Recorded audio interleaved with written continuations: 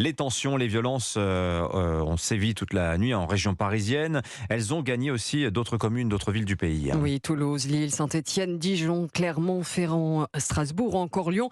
Les cités s'embrasent avec toujours des scènes de chaos et des affrontements entre habitants et forces de l'ordre. 150 personnes ont été interpellées après ces violences urbaines, selon le ministre de l'Intérieur, Gérald Darmanin. Événement particulièrement marquant cette nuit dans le Val-de-Marne. Le poste de sécurité de l'entrée du domaine de la prison de Fresnes attaqué au mortier d'artifice par des émeutiers.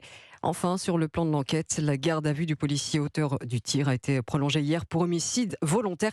Il est actuellement interrogé par la police des polices, l'IGPN, qui tente de comprendre si l'agent a usé de son arme en état de légitime défense. L'affaire Naël, séisme politique également. Oui, Emmanuel Macron a jugé inexplicable et inexcusable le décès de ce jeune lors d'un contrôle routier. Le président qui s'est attiré les foudres de Marine Le Pen.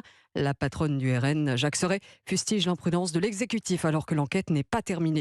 24 heures seulement après ce drame, Emmanuel Macron. C'est inexplicable, inexcusable. Puis Elisabeth Borne. Des images particulièrement choquantes Tire des premières conclusions avant même que les enquêteurs ne se prononcent. Donnent à penser que le cadre d'intervention légale n'a pas été respecté. De quoi faire bondir Marine Le Pen, jusqu'ici relativement discrète sur cette affaire, qui part à la rescousse des policiers. Les propos tenus par le président de la République sont très excessifs et je trouve irresponsables.